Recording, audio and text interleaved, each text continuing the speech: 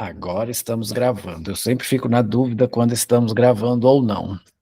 Boa noite a todas, as meninas do Gu. Eu já vejo aqui a Kelly na telinha em cima de mim, aqui, a Nila e a Nívia. Boa noite todas. Tudo bem com vocês? Boa noite, Gustavo. Tudo bem? Boa noite, Gustavo. Tudo bem? bom, querida? Achei que você não viesse. Mandou um recadinho lá no nosso grupo, mas que bom que estás aqui. Muito bem. Eu vou atendê-la 9 horas. 9 horas, aí dá tempo da gente conversar um pouquinho, né? A princípio, desde o nosso último encontro aí, que foi no início do mês, né? Semana passada, realmente, eu não sei avaliar, né? Estava até conversando no particular com a Nívia, né? Se foi um lapso ou o que aconteceu, que eu realmente confundi os dias todos, né?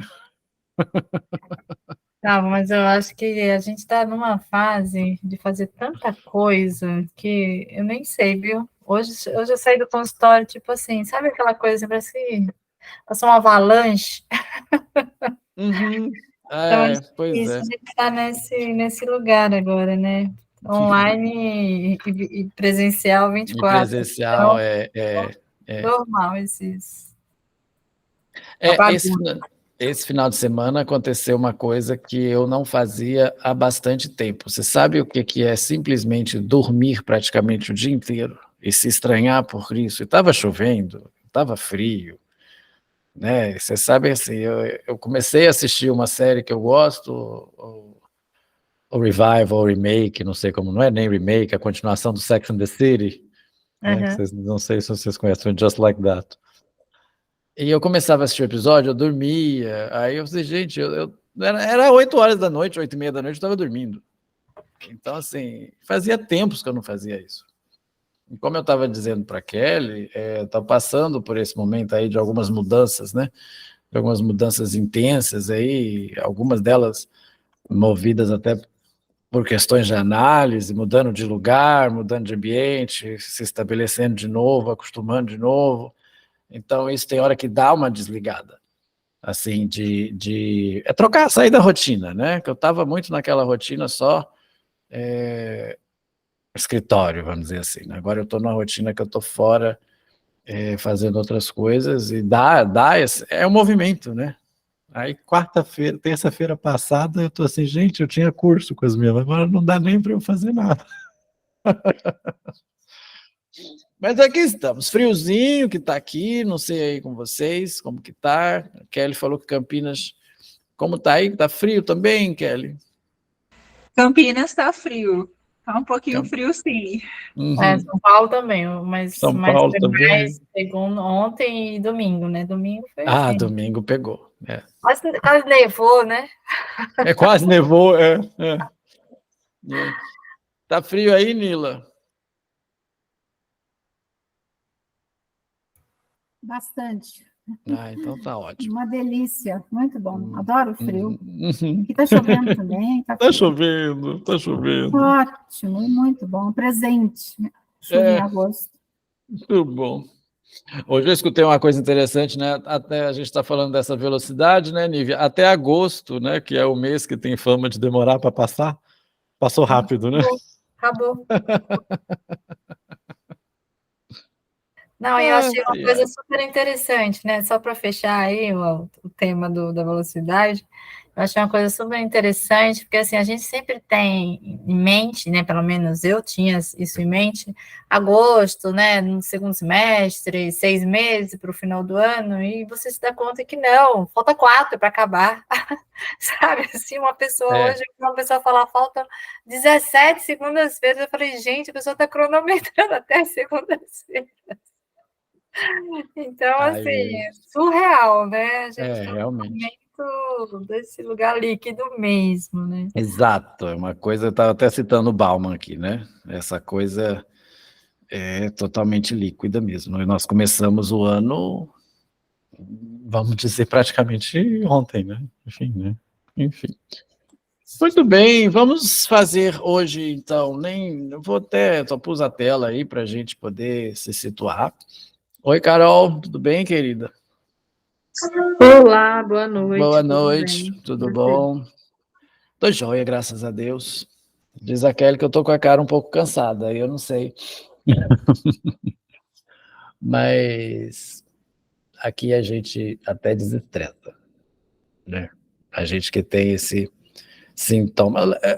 Eu escutei uma vez que Lacan é um sintoma a ser curado, né? Talvez seja, ou a ser analisado, né? Talvez seja, né? A própria psicanálise talvez possa ser aí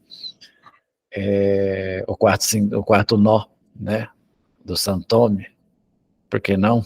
Né? Quando chega no ponto que você percebe isso, você fica assim... Me perguntei uma vez para o Daniel Omar Pérez, né, foi até no presencial lá em Belo Horizonte, na pós, né, eu perguntei assim, e a psicanálise pode ser considerada o quarto nó, Daniel? Aí ele pegou, olhou assim, coçou a cabeça, falou assim, com aquele sotaque dele, uma boa questão para levar para sua análise. Falei, ele percebeu por que eu estou perguntando, né? Então vamos aqui com o nosso sintoma, né, com o nosso desejo de conhecimento, com o nosso desejo aí de tentar pelo menos um pouquinho decifrar esse mundo lacaniano que nem ele próprio queria que fosse entendível. Então, enfim, como diz o Cesarino, psicanálise, a vida não é fácil porque psicanálise seria, né? E essa noite o meu sintoma de grupo apareceu, né? Eu soltei uma num grupo lá, e dei uma chacoalhada no grupo, e aí dá as polêmicas de grupo, efeito de grupo, porque eu disse que a psicanálise não combina com os bons hábitos da preguiça. Como coloca também Lacan, falou isso no seminário, e como sempre prega o Cesarino, né? Psicanálise não é fácil. Psicanálise não se aprende cognitivamente. A gente está aqui lendo, é uma informação. Se você não passa pela experiência, não é psicanálise. E como temos que lutar contra... Inclusive o Eduardo da SPO postou um vídeo aí recente, né, com muita raiva, né? Ele estava com muita raiva. Temos que lutar contra esses cursinhos de psicanálise, contra essas coisas que não são psicanálise. Não para que viremos fiscais, né? O que você faz é psicanálise, o que você faz não é psicanálise, não é isso. Mas é a ética da psicanálise, que é uma coisa que está se perdendo novamente nesse mundo nível líquido, onde você pega e faz um cursinho de 2 meses e a pessoa acha que já pode abrir a porta do consultório e sair atendendo as pessoas. Não. Vocês sabem que não. A psicanálise é uma experiência. Se você não passa pela experiência, não tem como. A formação em psicanálise é uma formação tão específica que ela é uma formação que inclui o sintoma. Ela inclui o seu sintoma. Isso dói. Isso dói. Cada dia que passa, você fica ou cada vez mais apaixonado por ela, ou vai chegar num ponto que você vai falar, não, isso não é para mim. Mas ela envolve o seu sintoma. Por que eu estou dizendo isso? O que o Lacan faz aqui nesse seminário que a gente já viu, né? É realmente pregar um retorno a Freud, como ele sempre fez. E a discussão assim, que se deu nesse grupo e me fez refletir, trazer isso para vocês, nesse ambiente de formação, que eu acho que é o ambiente adequado para esse tipo de discussão. E eu já preguei isso em outros lugares, e já escrevi sobre isso, que seria necessário, então, um retorno a Freud, no que há de sua essência, no que há da base. Não precisamos ser lacanianos, ninguém precisa ser lacaniano, você pode ser winnicottiano, você pode ser kleiniano, ou até freudiano, o que quer que seja. Mas não percam a base, não percamos a base. Não vamos tratar a psicanálise que tanto amamos, que é um sintoma, por que não dizer, por que não assumir? Sim, porque não é ruim assumir, né? Como um comércio, simplesmente, né? Como um conhecimento que você adquire e é diferente para você. Eu uso o exemplo muito do dentista, né? Para você formar em odonto, você não precisa fazer um tratamento de canal em você. Você tem que saber fazer no outro. Então você aprende isso, como qualquer outra profissão. Mas a psicanálise não, você tem que sentir o inconsciente, você tem que passar pela experiência do inconsciente, né? E isso dói. E é isso que a gente tem que pregar, vamos dizer assim, que é a ética da psicanálise, o Seminário 7. E essa ética está se perdendo. Essa ética está se perdendo. Eu não sei se eu já mandei para vocês, para alguns de vocês, um texto que eu escrevi até para o ESP, na época, para resenha, e eu dei uma esticada nele, sobre a informação do analista. Eu peguei a palavra formação, pus o in entre parênteses, a diferença entre a informação e a formação, né? Não sei se eu já mandei para vocês, se vocês quiserem eu posso mandar no grupo. Novamente, mandei? A Nívia está fazendo assim, eu mandei? Não. Não, justamente... Se você pode ter mandado, você pode ter mandado, eu não vi, mas se você puder mandar de novo, te agradeço. Mando sim, eu escrevi 2, na verdade, 2 em sequência, eu pus esse, depois eu fiz um sobre o retorno a Freud. Se seria necessário um retorno a Freud, né? Mas dentro dessa premissa desses cursos que estão aparecendo, dessas coisas que estão aparecendo, faça psicanálise em 3 meses. Não vou dizer que isso acontece só com a psicanálise, tá, gente? Eu fui professor de inglês durante muitos anos, e uma coisa, é até proibido hoje, na época não era, mas é uma propaganda enganosa, por exemplo, fale inglês em 18 meses, né? Porque isso não é possível. Seja fluente em 18 meses. Aí a gente tinha que quebrar isso primeiro perguntando qual que era o conceito de fluência, o que é fluência. E aí você vai quebrando isso. Então não é só com a psicanálise que acontece isso. Mas é diferenciado justamente por essa questão da experiência, né? E não sei se vocês percebem isso nas formações de vocês, nos grupos de vocês. A gente percebe quando a pessoa não está em análise. Então, a gente percebe. Não vou apontar o dedo e falar, não, você não pode fazer isso. Lembra da aula do pode, não pode? Eu fiz as perguntas do Forbes, né? A gente já falou sobre isso. Mas tudo tem que ser dentro de uma ética, como qualquer profissão, né? E a nossa ética é diferente. O Freud, na primeira conferência, das conferências introdutórias, quem está lá no Quintas com Freud já me escutou lendo, ele fala claramente, não se metam com a psicanálise. Ele fala claramente, a vocês que estão aqui, que querem seguir adiante, recomendo que não se metam com a psicanálise. Vá procurar, parafraseando, é claro que não é com essas palavras, procura outra coisa para fazer... Mas, contudo, porém, todavia, se quiserem continuar me ouvindo, se quiserem me seguir, aí arque com as consequências disso. E é mais ou menos isso que a gente está fazendo aqui. É só um desabafo aí de uma discussão que saiu num grupo aí, me faz pensar, refletir. Uma vez eu falei com o Eduardo, estava brincando, conversando com o Eduardo da SPO, a gente estava falando sobre levantar bandeira, né? Aí eu falei, na verdade a gente estava tendo uma conversa sobre política, essas coisas. Aí eu falei com ele assim, eu nunca levantei bandeira de nada. Aí ele falou, você está levantando uma e não percebeu ainda. Eu falei, tá, viu? Você está da psicanálise, né? Eu falei, então tá bom, então vou assumir que eu estou levantando essa bandeira e pronto, né? Muito bem.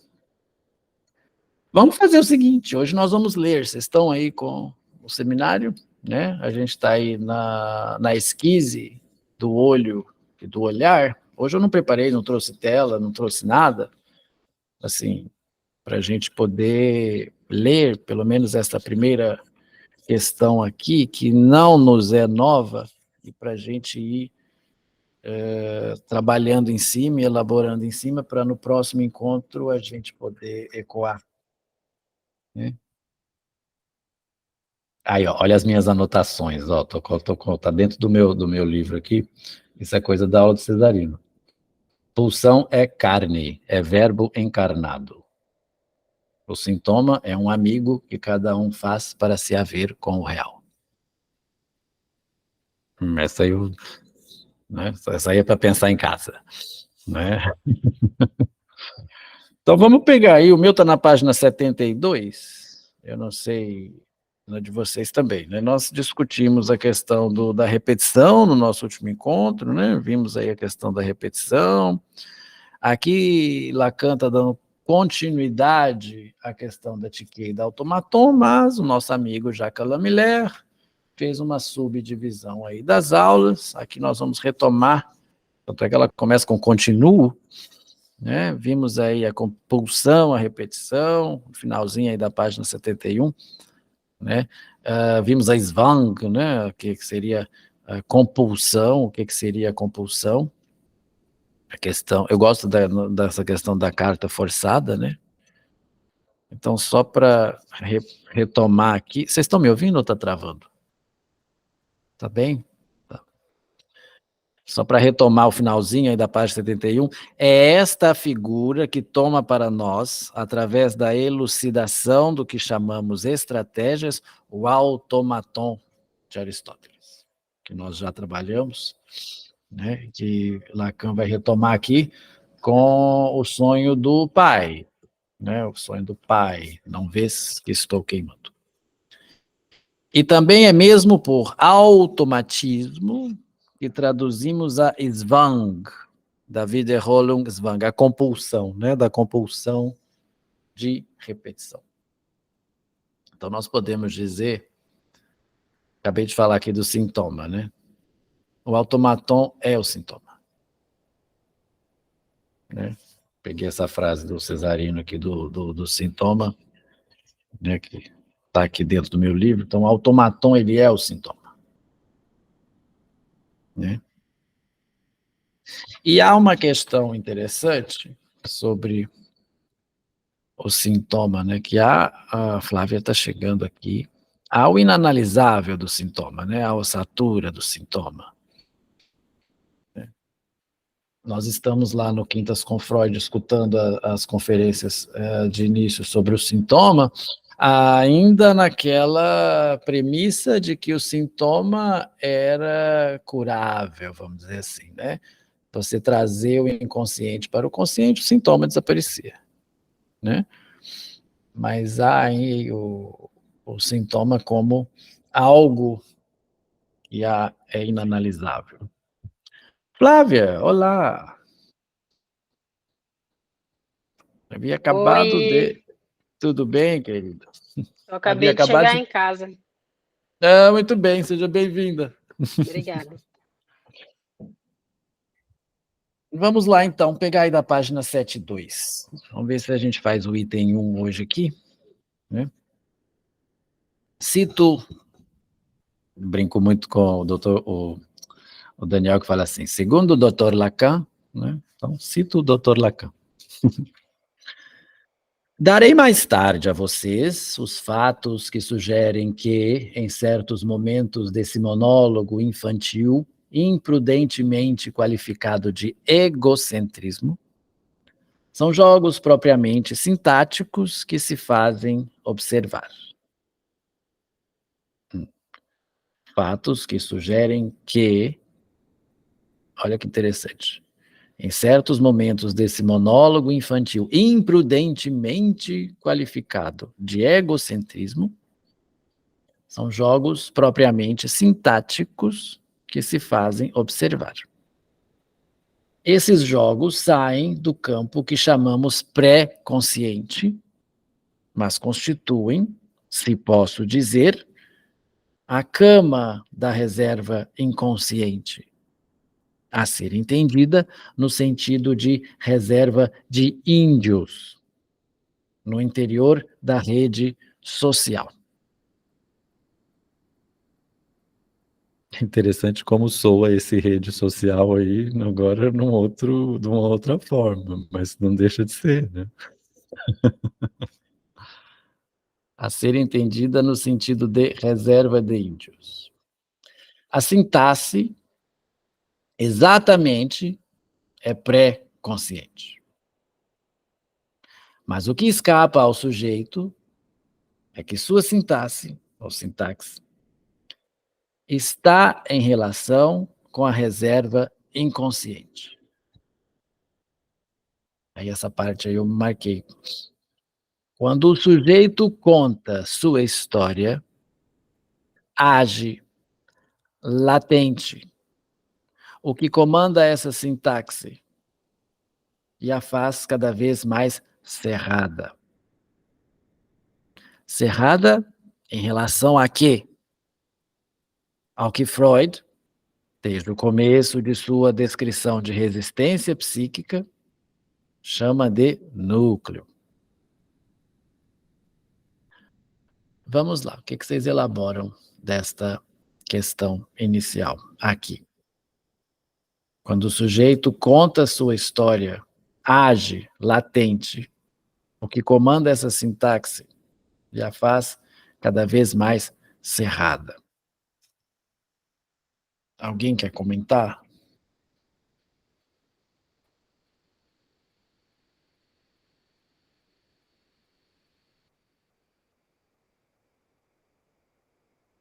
Ele está falando aí da sessão de terapia? Uhum. Uhum. Falar na sessão, né? Isso. Uhum. Muito bem. É porque nós temos que chegar ali, que é a forma lacaniana, né? Bom, vamos lá.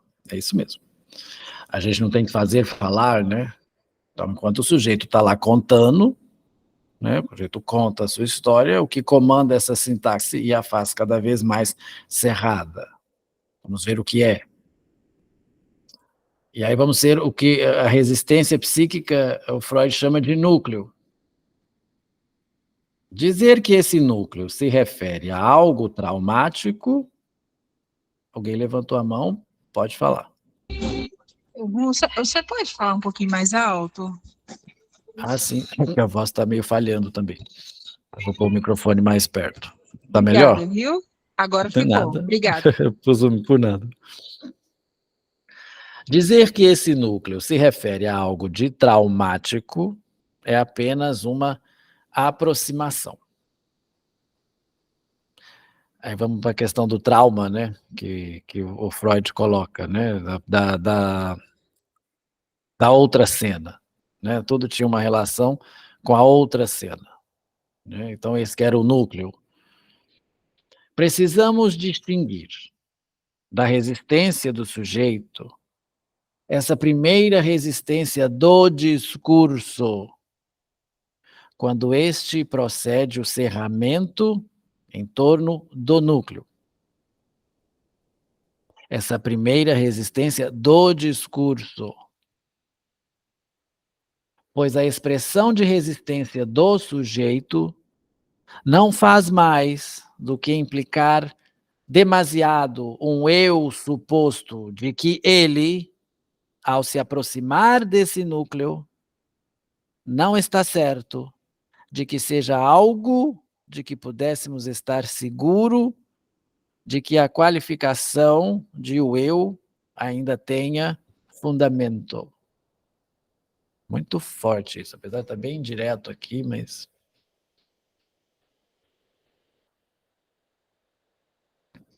Aquela questão do sintoma, né? Sim, toma, né? Até um certo ponto, né? Como é que é? Eu nunca lembro, gente. Então, se alguém lembrar, pode me falar a frase da Clarice Lispector a respeito dos defeitos. Né? Não retire todos os meus defeitos, porque eu não sei qual que sustenta o edifício, algo desse gênero. Então vamos colocar aqui essa questão da resistência, né? Resistência do discurso. Como a Nila colocou aqui, ele está falando, né, de uma sessão de análise. Você está lá escutando, o paciente está analisando, só que ele não quer entregar tudo, né? O sintoma é algo de precioso. O sintoma, como está na frase aqui, é o amigo que a gente faz para poder lidar com o real. Então, a partir do momento que você está entrando aí, é como colocar o dedo numa ferida e você retira, né, num reflexo. Então, isso que poderia ser a resistência do discurso que ele coloca aqui. Né? Pois a expressão de resistência do sujeito não faz mais do que implicar, olha aí, implicar demasiado um eu suposto, de que ele, ao se aproximar desse núcleo, vamos falar do núcleo, não somente o núcleo traumático, mas o núcleo disso aí, não, aí você não mexe. Não vai por aí, não, aí você não né? Aí ele para a análise, ele vai fazer outra coisa. Né? Bom. Para o Lacan, essa questão de resistência é diferente de Freud, porque a resistência é sempre do analista, né? Mas eu acho que até o capítulo 2, não acho que 100% não, mas tudo bem. Aí, ó, o núcleo deve ser designado como da ordem do real. Do real, no que a identidade de percepção é sua regra. Isso aí eu vou até marcar com umas, né? Estou me libertando de um pouco do meu sintoma, como disse a vocês, estou marcando as bolinhas aqui no meu livro. Que é frase para ler e reler e entender de várias formas. Quem levantou a mão? Nívia, por favor. Então, eu fui entendendo que ele vai fazendo uma diferença, né, dessa resistência do discurso para essa resistência do sujeito que se liga a esse núcleo que ele está trazendo com relação à ordem do real, que isso que você falou, né, não sustenta na análise, esse lugar quando você vai de um lugar mais direto nessa resistência do próprio sujeito. Uhum. Porque tem esse lugar onde, isso que você falou, você citou a Clarice Lispector, esse lugar que se você tira a base do edifício, ele despenca, né? Ele despenca, Uhum. Então, enquanto que quando você tira a resistência do discurso, é aquele momento que você aponta, vamos dizer, o lapso, o momento que você aponta algo que diz, né, que fala e diz, né? Então, isso é quebrar a resistência do discurso, mas sem quebrar a resistência do sujeito. Do sujeito. Uhum. E é tirar, veja como ele coloca aqui, olha, o núcleo deve ser designado como da ordem do real. Vamos falar de registro agora, né? Mas, né, vamos falar de... Veja que Lacan já coloca os 3 registros desde sempre, né? Só mais para frente que ele vai fazer a clínica borromiana, mas aqui eu acho que a gente pode entender um pouco como a clínica borromiana, né? É aproximar do real. E a tique é o real, lembra? Que a tique é o real, é um encontro com o faltoso. Um encontro faltoso, quer dizer, né? E às vezes o sujeito está lá tão naquele imaginário, por exemplo, no discurso, que você faz um apontamento e você, para usar uma expressão, não é bem assim, mas que faz ele cair na real, né? Então, é um pouco isso. Uhum. Eu penso que nós estávamos falando anteriormente sobre passar pela experiência, é bastante desagradável se haver com seus próprios equívocos, e é mais fácil, a culpa é minha, eu coloco em quem eu quiser. Né? Mas não é fácil você encarar esse real aí, do porquê que nós estamos falando de repetição, né? Aquele daqui a pouco vai falar da tique de novo, por que eu repito a mesma coisa e fico nesse ciclo, né? Esse ciclo vicioso, por quê? Quando você começa a perceber que a culpa é sua, aí dá vontade mesmo de sair correndo e não voltar para o analista nunca mais. Aí eu vou te perguntar, por que volta? Não é engraçado isso? Tem sessão que dá vontade de você não ver seu analista nunca mais na vida. Não tem aquela brincadeira assim, não quero brincar mais, como é que a criança fala? A bola é minha, não quero brincar mais, né? Pega a bola e vai embora. Mas na semana que vem tá lá com a bola de novo, né? Enfim. Miriam, boa noite. Tudo bem?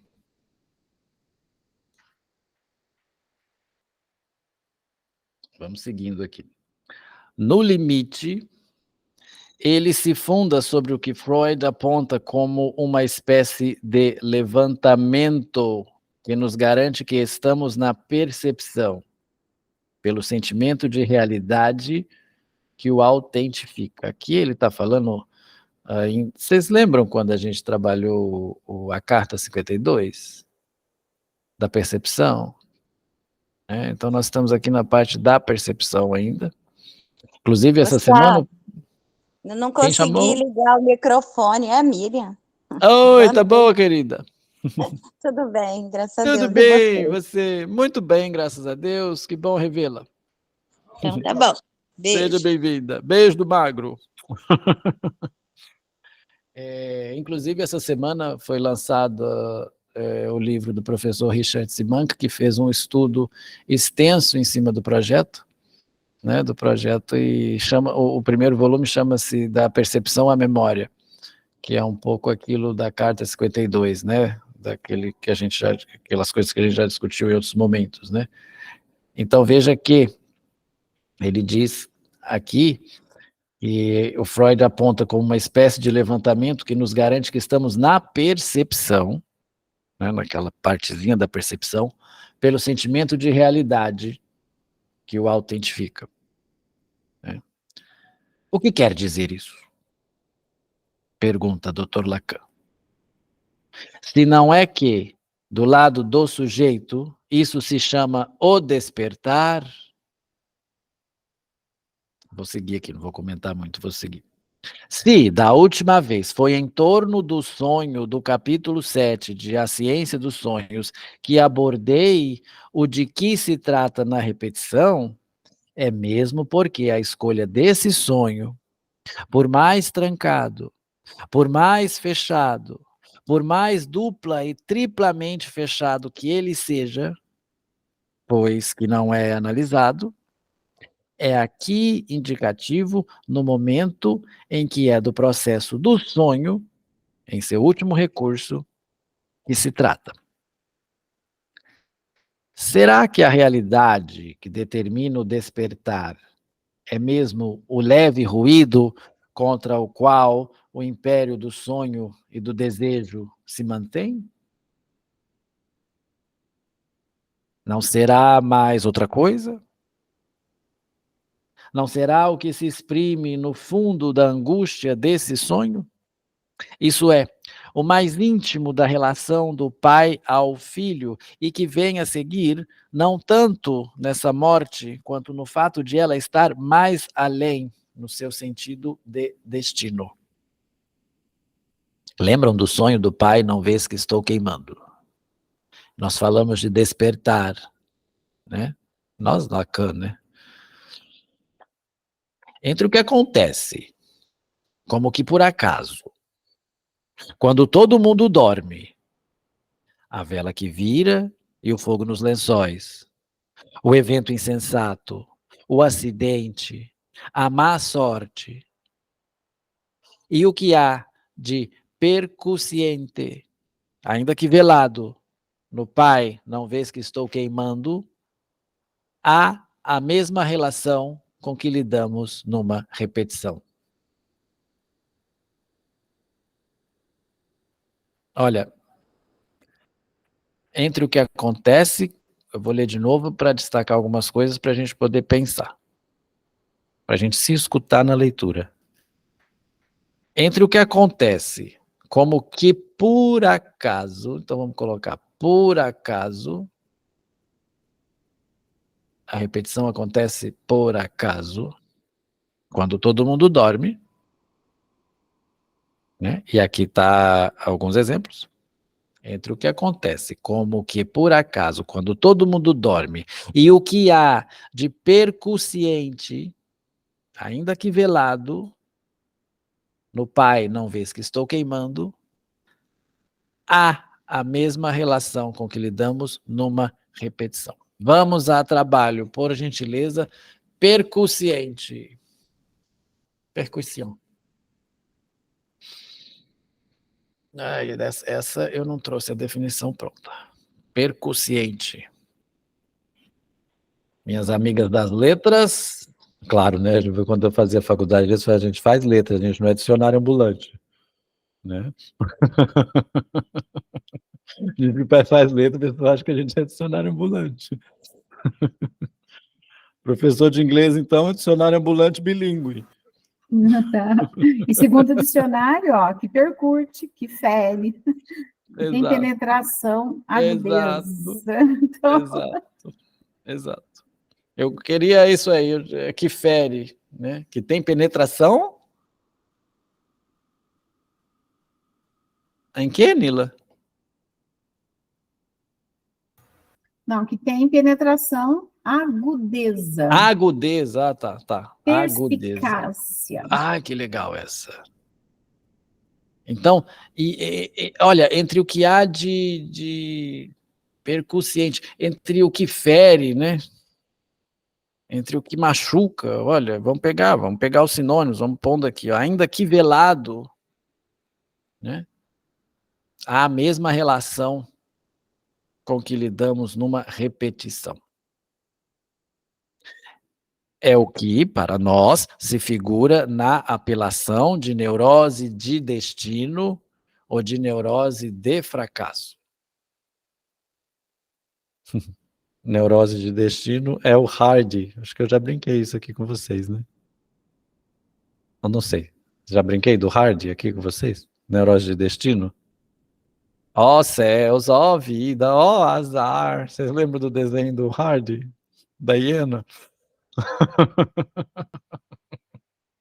Quem brinca muito assim é o Alexandre. É o destino. Não, eu sou assim porque... Tinha uma musiquinha, né? Eu sou rebelde porque o mundo quis assim, né? Porque foi assim com meu pai, foi assim com meu avô, foi assim com meu bisavô, foi assim com meu tetravô. Então comigo não vai ser diferente, né? Vamos juntar os percursos, tá, gente? Lembram quando o slide da escadinha, subindo e descendo, né? Do gozo, vamos falar ali, né? Do gozo da neurose de repetição, né? Onde a pulsão fixa ali sua forma de satisfação e não larga dela. Não larga dela de jeito nenhum. O que é falhado não é a adaptação, mas tique, o encontro. Tique é da ordem do real. A tique é da ordem do real. Enquanto que o automaton é da ordem do simbólico e do imaginário. Né?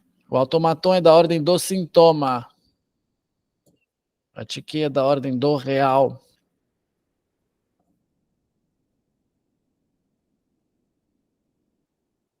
Repetição não é reprodução. Há algo de novo na repetição. E vejam a palavra acaso. A repetição acontece no acaso. Inconsciente, claro. Uma vez que esse fato inconsciente se torna consciente, aí é o savoir-faire. É o que fazer com isso. Se você quiser continuar, desculpa a expressão, o problema é seu.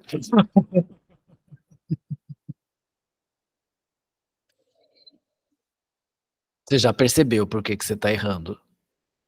Você já tomou consciência, se você quer continuar. Não vamos, logicamente, nós não vamos falar isso para analisando, tá, gente? Estou brincando aqui com vocês. Se você quer, o problema é seu. Né?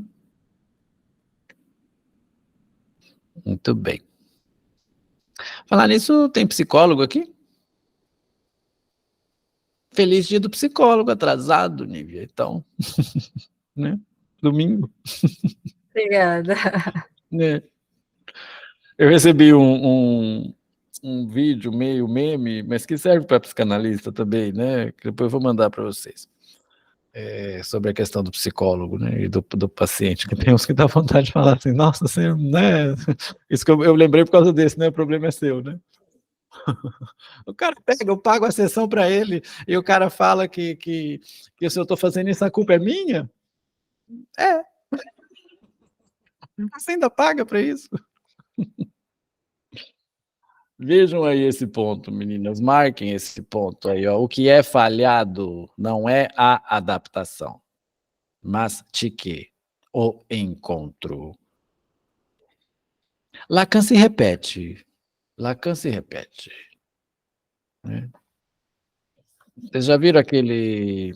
Não é o encontro, é o encontro com Lacan? Agora eu não sei qual vídeo. É o Lacan, tá até no meu canal. Ele faz uma palestra, acho que tá na... Esqueci, agora me fugiu o nome. É um vídeo que tem uma pessoa lá que enfrenta o Lacan, que joga água nos papéis dele, o cara é meio psicótico, e o Lacan fica olhando. Vocês já viram esse? Lacan e Louvrant, o Lacan e Louvrant. Aí mais no finalzinho, fala tem toda a palestra dele lá, no finalzinho tá o Lacan com um charutão assim, aí a pessoa faz uma pergunta, aí ele fala, je parle la même chose, com aquela cara, né? De différent. Eu sempre falo a mesma coisa, mas de maneiras diferentes. Eu acho que ele estava dando uma cortada na pergunta da pessoa que não era uma pergunta lá muito... Talvez ele se repete, né? Tadinho, já estava velhinho, já estava meio sem paciência, né? Mas voltando aqui, eu dou umas viajadas, tem hora, vocês já acostumaram. O que Aristóteles formula... Então vamos lembrar lá do Aristóteles, nós vimos Tique como acidente, lembra? Quando eu fiz o passeio da filosofia, que a Nila gosta, né? Faz tempo que eu não faço um passeiozinho pela filosofia, né? Tá até precisando. Nós vimos lá o automaton, a questão da sorte, lembra? Que do Tique como sorte, etc, etc.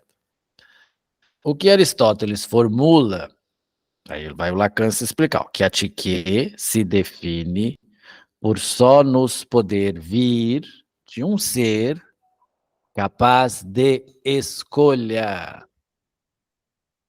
Olha isso. Capaz de escolha. Ainda ontem escutei. A vida é feita de escolhas. Frase feita, mas ontem eu escutei num momento bem necessário. Vamos ouvir de novo. A Tique se define por só nos poder vir. Então a Tique só existe, só vem de um ser capaz de escolhas. Praeresis. Que a Tique, boa ou má sorte, como vimos, o Aristóteles falando que a Tique como sorte, não nos poderia vir de um objeto inanimado,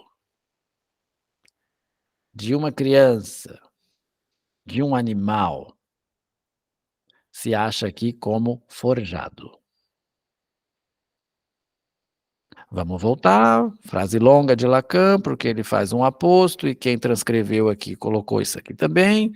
O que Aristóteles formula se acha aqui como forjado, se acha aqui como? Nesse sonho. Então ele está falando ainda do sonho. O acidente mesmo desse sonho exemplar nos figura isso. Então ele está voltando a falar da questão da vela que cai lá. Certamente que Aristóteles marca nesse ponto o mesmo limite que o arresta à margem nas formas extravagantes da conduta sexual que ele só poderia qualificar como teriotes, monstruosidades. O lado fechado da relação entre o acidente, que se repete, e o sentimento velado, que é a verdadeira realidade, e nos conduz à pulsão, aí está o que nos dá a certeza de que a desmistificação desse artefato do tratamento, que se chama a transferência, não consiste em reportá-lo ao que chamamos a atualidade da situação. Eu vou lendo aqui, depois a gente comenta, tá? A direção que se indica nessa redução à atualidade da sessão, ou da série de sessões, não tem valor, nem mesmo propedêutico. O justo conceito de repetição deve ser obtido numa outra direção, que não podemos confundir com o conjunto dos efeitos de transferência. A repetição não é reprodução, lembra? Vamos sempre lembrar. Wiederholen ist nicht reproduzieren. A repetição não é reprodução. E ela acontece onde? Sob transferência. É aí que se dá a repetição. É aí que se dá a repetição. É o que ele está dizendo aqui. Né? A direção que se indica nessa redução à atualidade da sessão não tem valor nem mesmo propedêutico.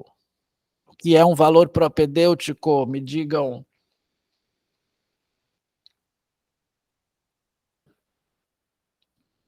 Nila, por favor, a definição de propedêutico, já que você nos deu a definição de percussiente. Peraí, deixa eu ver certo. Minha cabeça, assim, é ampla, é geral, né? Sim. Mas vê a definição para mim, por favor. Sim, senhor. Esse homem me coloca numa posição bem estranha. Corpo de ensinamentos introdutórios ou básicos de uma disciplina. Ciência preliminar, introdução. Olha, então, gente, vamos colocar, não tem valor nem mesmo básico, nem mesmo introdutório. Né? Vamos esmiuçando aí a forma dele falar com outras palavras. Né? O justo conceito de repetição deve ser obtido numa outra direção. Uma outra direção que não podemos confundir com o conjunto dos efeitos de transferência. Será nosso problema, quando abordarmos a função da transferência, sacar como a transferência pode nos conduzir ao núcleo da repetição. E ele vai voltar nesse ponto. Mas a repetição se dá por meio da transferência. A transferência é o inconsciente posto em ato. Né? É a renovação, vamos colocar assim, do inconsciente posto em ato.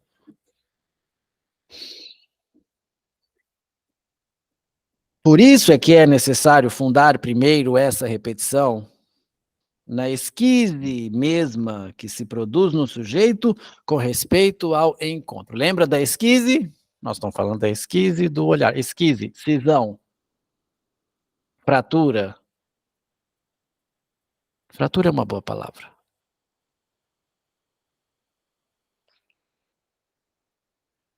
A repetição fundada na esquise mesma que se produz no sujeito com respeito ao encontro. O encontro com o quê? O encontro faltoso.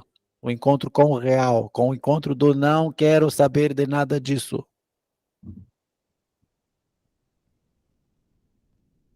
No seminário 20, na primeira lição do seminário 20, o Lacan volta a falar disso, né? Estou aqui falando da ordem do não quero saber de nada disso. A paixão da ignorância. Né? Não quero saber de nada disso. Não tire de mim todos os meus defeitos, porque eu não sei qual que segura o prédio. Não quero saber de nada disso. A resistência que a gente estava falando, a resistência do discurso para chegar no núcleo. Meu dedo realmente está machucado aqui, que eu me queimei. A mesma coisa de eu colocar a mão aqui e vou dar o reflexo fazer assim, né? Não quero saber disso. Mas se eu não quero saber disso, por que eu estou procurando esse saber?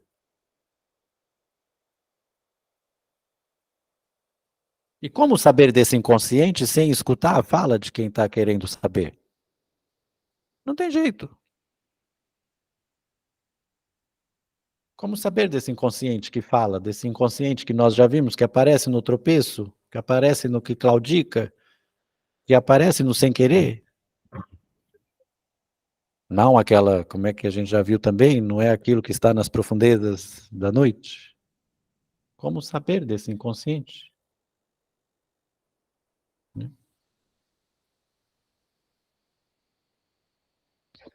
A gente tem que se defender do que machuca. O que é defender? Né? Tem que estar falando de cobrir a fenda. Né? Defender. A palavra que Lacan gosta muito é iância, né? Cobrir a iância. Para se defender disso aí, do não quero saber de nada disso. Agora veja, essa esquise, né, essa cisão, constitui a dimensão característica da descoberta e da experiência analítica. Falei mais cedo, a psicanálise é uma experiência, e a gente está cansado de falar disso. Experiência analítica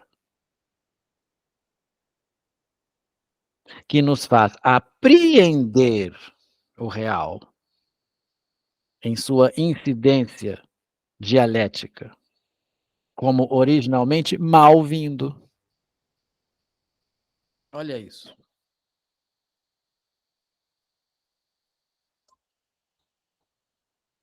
Em sua incidência dialética, né, como originalmente mal vindo. É por isso, precisamente, que o real é, no sujeito, o maior cúmplice da pulsão. Cúmplice é uma palavra interessante, né? Cúmplice da pulsão. A qual só chegaremos por último. Por quê? Só percorrido esse caminho nos poderá conceber do que ele retorna.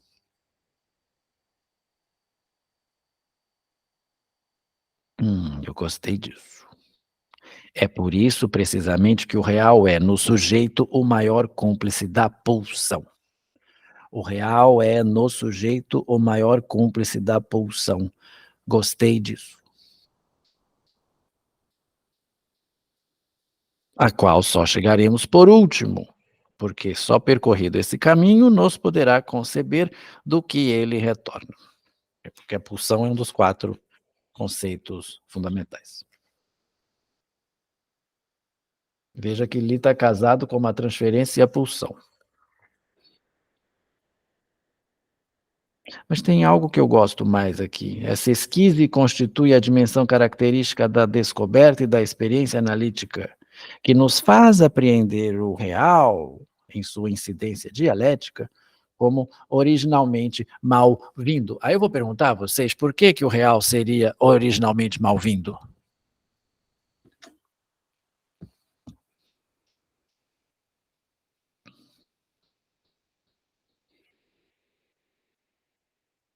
Por quê? Vamos lá, produzam.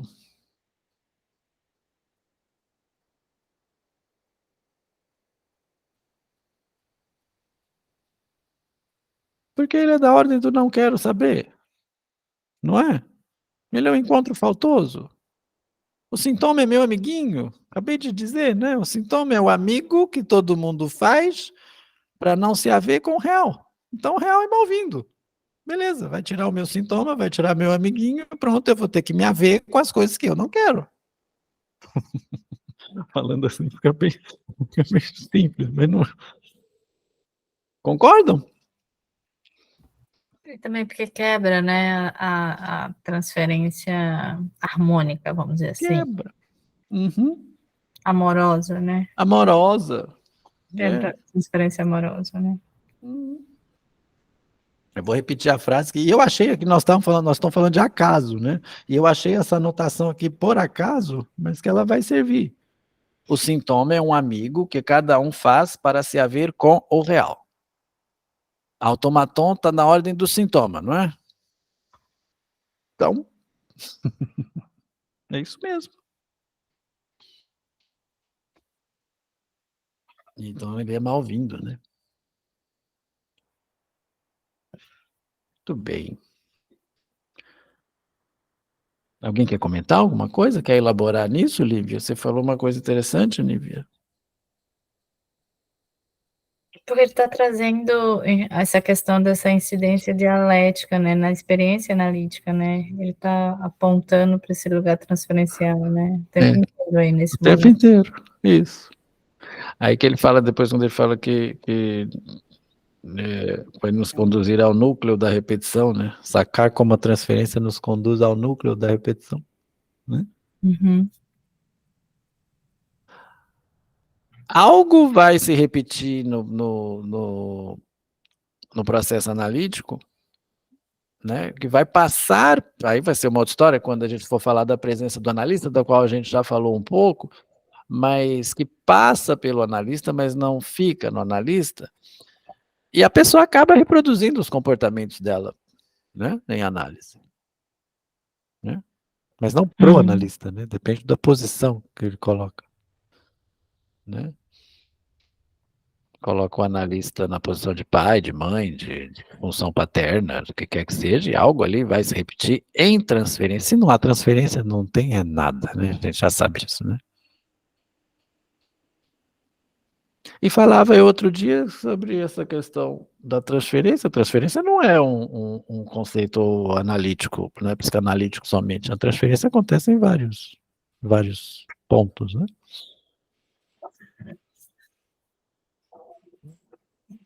Muito bem. Vamos seguindo. Né? Ora pois, depois de tudo, por que a cena primitiva é tão traumática? Então nós vamos voltar aqui ao traumático. Vocês sabem que o Lacan tem ele faz muito neologismo, né? Do traumatismo, que foi traduzido. Né? Traumatismo e traumatismo, vocês sabem isso? O traumatismo é o furo no real. Né? Não lembro qual seminário que aparece o traumatismo. Né? Porque ela é sempre muito cedo ou muito tarde? Vamos lá, as perguntas do Dr. Lacan. Vamos voltar aqui. Pois, depois de tudo, por que a cena primitiva é tão traumática? Primitiva, ou em alguns lugares vai chamar de primeva. Por que ela é sempre muito cedo ou muito tarde? Por que o sujeito encontra nela ou prazer demais? Pelo menos foi assim que primeiro concebemos a casualidade traumatizante do obsessivo, ou de menos, como na histérica.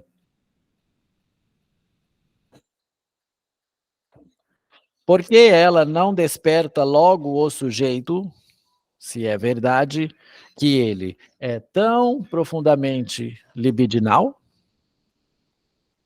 Olha que tanto de pergunta, senhor Lacan. Por que é que acontece aqui? Não, porque o que acontece aqui é distíquia. Porque a pretendida maturação dos pseudo-instintos é transvasada,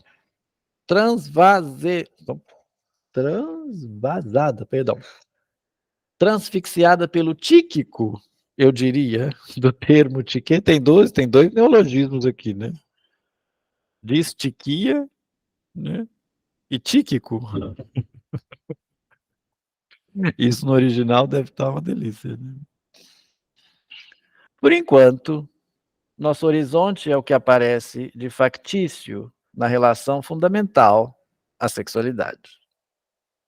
Trata-se, na experiência analítica, de partir do fato de que, se a cena primitiva é traumática, não é a empatia sexual que sustenta as modulações do analisável, mas, olha que interessante, não é a empatia, mas um fato factício. Fato factício, vamos lá. Nila, minha assessora para assuntos de definição. Fato factício, né? Sou estranho. Vamos lá.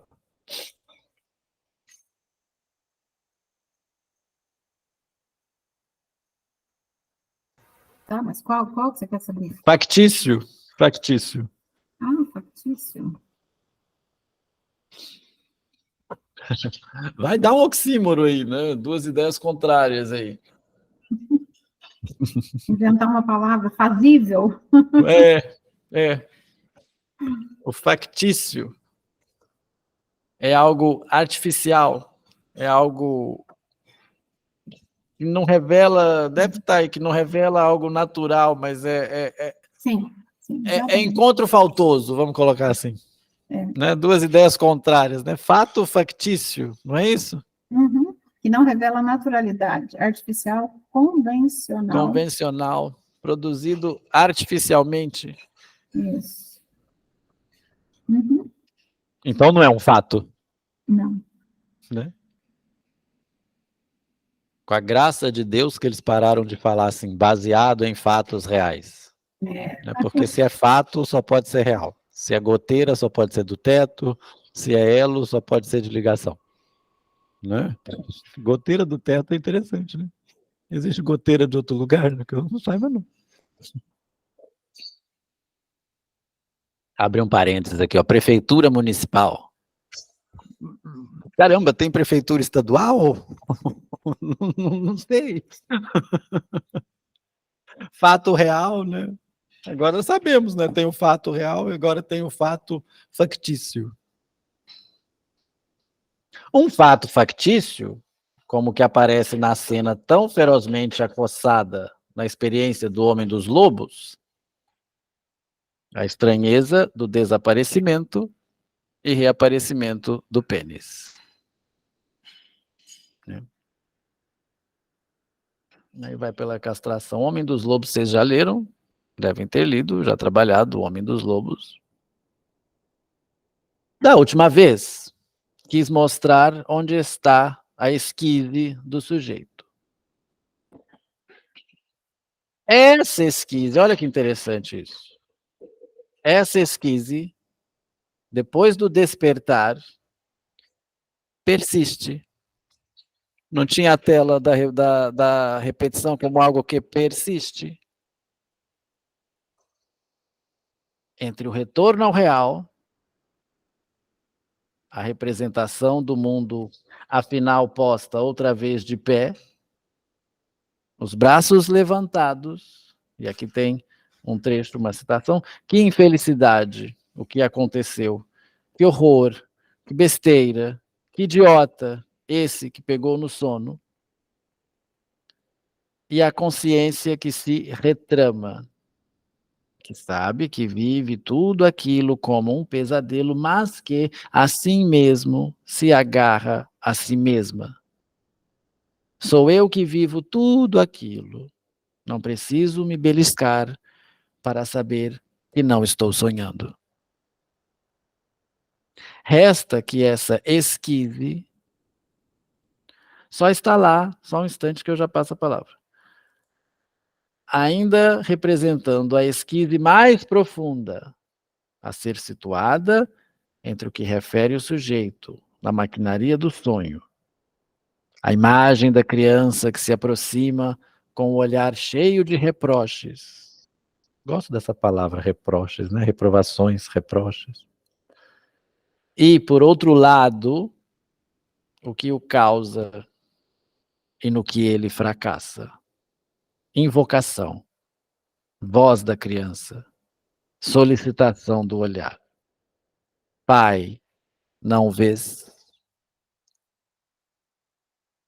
E aí está a esquise do sujeito. Muito bom. Kelly, por gentileza. Ó, eu sou bem leiga, mas esse retornar, eu estou anotando tudo. Seria o recalque? Ou não? Esse retornar de onde, Kelly? Deixa eu entender E sua você pergunta. falou, você falou que retorna de novo, fazer a mesma coisa, se sente mal. Se Eu não sente um pensei no recalque, eu idiota. pensei, não, eu não pensei no retorno do recalcado aí, não, eu pensei na Não? repetição mesmo, não, eu pensei Só na questão do repetição. ciclo repetitivo, o recalque aqui seria uma outra coisa, Ah, tá. né, o que Porque o recalque retorna, também às vezes retorna, né? Vai, sim, e às sim, vezes sim, volta como uma pulsão. isso, aí que causa a repetição também, né, de Ah, maneira tá. inconsciente, Tá, né. joia. Mas eu estava dizendo o retorno, não estava falando desse ponto, estava dizendo que retorna sempre para o mesmo lugar, né? Lá no começo, Gustavo, ele fala no Hum. começo do parágrafo, quando ele começa da última vez, quis Uhum. mostrar onde esta esquise do sujeito, essa esquise depois do despertar persiste entre o retorno ao real, né? Ao real, ao real, isso. Olha aí, a representação do mundo, afinal, posta outra vez de pé, exatamente. Né? Não confundamos real com realidade, mas é isso. Nila, você estava com a mão levantada? Não, realmente, né? Gera muitas perguntas, é bem confuso, né? Esse da esquise, Mas não procuremos respostas, pensemos nelas, não façamos o que estamos fazendo. Né? Mas ele vai continuar. Mas ok, a questão da esquise, da cisão do sujeito, da divisão do sujeito, né? E boto aqui de novo o não quero saber disso, né? E aí ficamos com coisas a pensar.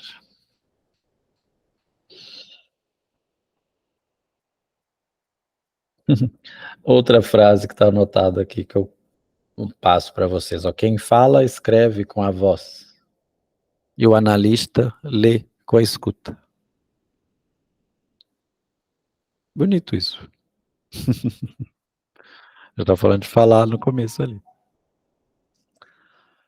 Ok, meninas. Creio que por hoje já tenho o que pensar durante os 15 dias até nosso próximo encontro. Não? A Flávia está aí ainda, Miriam? Eu tô assim, Sim, só escutando. Você tá aí só na escuta, né? QAP. sim. Estou na escuta e escrevendo. Então tá bom. É isso aí, gente. Então, boa noite. Então que Até a ressoe próxima. e até nosso próximo Obrigada, boa encontro. noite, gente. Durma com esse Obrigada, Gu. barulho, né? Oi?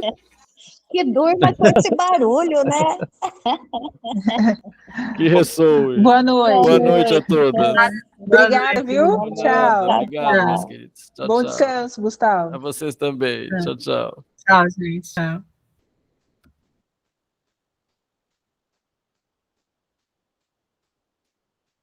Eu acho que